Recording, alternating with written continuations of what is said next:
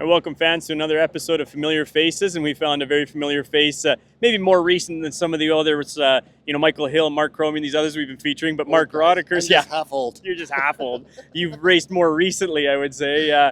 You're actually the 2015 A-Class World Champ that you actually won here in Canada, didn't you? Yeah, exactly. Yeah, we won here, and my son and I raced, and we won here. It was our plan, and we did it. So that's where we went.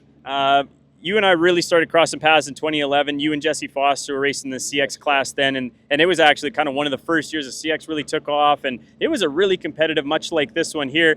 The times were within seconds. Everyone was back and forth. There was a lot of jockeying and leads, and you guys had a pretty fast package in that year. Yeah, Rob Krunick tried to start the CX deal, and we loved that. So we jumped right on board, went from B class to CX, and we loved it. And the boat was fast. It was weird how it was fast, but it was fast enough that we did really, really well with it. We were happy with it. Cost a lot less, which was very, very much nicer. Yeah, because you guys, Kerry Crawford, a bunch of people, you guys were running high-strung B motors like, oh, I'm going to go buy a NASCAR motor. Like, I can't imagine how much you guys were spending on motors back then. Oh, I don't even want to name some names. We'll talk. It's like, getting close to the six-figure stuff for motors that would last, an hour and a half, and then you cry after that. But so we went to the CX stuff, which they were at the time they were $8,200, and you go within about 4 miles an hour of the speed of a B. Yeah. So it was like, hey, this is where we're going. This is great, and I think it's been great for the sport to see how close the racing. Yeah. We talked with Patty Stratton about that. He was talking about how excited it is for him to even watch that. So it must be. Fast forward, you then got into a little bit after you won the 2015 Worlds, and then you built a really cool package. I thought it was a D-stroked LS, 260 cubic inch, twin turbo, kind of really interesting package. Nelson Racing's built that, and you could go down from like 800 horse to 1200 horse, something you could actually dial in the amount of horsepower. It was all really interesting stuff, which I think, A-Class usually brings, like we see here. There's wildly different power plants. But then you sold that boat, went down to the States, and now what are you doing these days? Well, now I'm actually staying out of it. I just work and build parts for race motors. It's a little easier on the bank account, which has really been nice.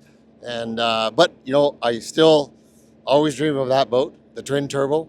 That thing was amazing, and it's got so much potential. But it takes a certain person to run it, and that was not the whole problem. But it needed to be scienced out, and maybe it will be, maybe it won't be. I don't know. They're changing the rules in A-Class, which that's fine. We can just change the displacement of that motor. But I still aspire to that idea because I'm a tech nut and a drag racer at heart. So jet boat racing is just like basically you have a dyno sitting behind you while you drive down the river for an hour going, wow, what's going on? You got to watch gauges, listen, look, try and tune that to just make sure. Like on today's leg, we ranged 58 miles one direction. You're no stranger to this because it's your home water. It's a long way. That's a long dyno run. It is a run and a half, and it's not just the motor, because there was corners. We could hear actually the turbines when they started from here where we were up by 40 miles up. We could hear them when they left. We could hear the boats when they left. And we could hear them when they had to let off for corners, because there's corners that are tight, there's rough water, there's everything in the middle, and then there's straightaways. You could hear them the whole way. And we're just waiting, anticipation, right? Because we're a support boat. We're just waiting to radio in. As they come by us, there were some that went around rocks, some that went between the rocks. And we're like, don't hit the rock. Please don't hit the rock. Nobody did that, thank God, but they used the whole river for it. It was very entertaining for us, but also very scary. Let's go back a few years to the start of the history of jet boat racing, and it actually kicked off kind of here in Canada. The Hamilton Jet was already existing in New Zealand, and they were jet boating, and then we started hosting world race events here, and it was actually your family that was involved in that, wasn't it? Well, it's a weird deal. It's not my direct family, but my cousin and my uncle. Dorman Ditch is basically what brought jet boat racing to Canada. He's passed away now. But it started with the Great Canadian Marathon that went till in the 70s and 80s. And I remember a little kid in 76 standing in the Rat Shack watching these race boats and going unbelievably freaking out about them. And then my cousin Rod raced in them also. And so he brought that here, and this is where it's become. Yeah, it's so cool to see. I remember hearing stories of guys rebuilding engines on picnic tables at Smoky Flats, and Rod Ditch with the cops out there getting his time or his speed going by with a twin turbo 427. And he was maybe hitting 90 miles an hour. Everyone thought that was the fastest thing in the world back then. Well, I've talked to him at length about that twin turbo a little bit.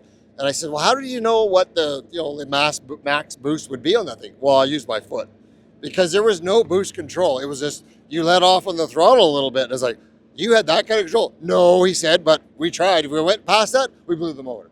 Pretty Then we hard. had to rebuild it that night. It's sad to So- hear that it was fairly archaic technology. When you look back at it, it was like, It was how it was back then. And the guys, they had energy and time and stuff. That's what they did, right? It was amazing. But no seat belts either, right? Yeah, it no was seat belts, no roll cages. And it was no, a different time. yeah, so it was just a wild time. And Rod would always say this. Not that we're that way now, but he looks at people now with all the stuff and everything else. He goes, oh, they're white scarf racers. Let's put it on. Let's go, boys. Well, it's different. He looks at how they did. They had to fix the motor, Yeah. get in there. There's a mechanic in the thing to fix it as you're going. And that's how it went. And I won't even tell you about some of the stuff that Mark Cromie told me. So what's the future hold for Mark Rodacker in jet boat racing? Do you think he'll ever get back behind the wheel? Spencer, does he show any interest? I was just bugging him today. Maybe he'll get behind the wheel of a CX or something in the future. You know, it's funny because he was not interested. We raced together for many, many years because he was like, I think he was like 8 years old, and he rode with everybody in trucks everywhere as we raced. And he didn't want nothing to do with it. He raced me in 2015 and he was done. But now I'm talking to him and saying, look at all the stuff. And he's like, well, I says, guess what? We got a free mechanic and a free truck driver. So what do you want to do? He's like, well, I don't know.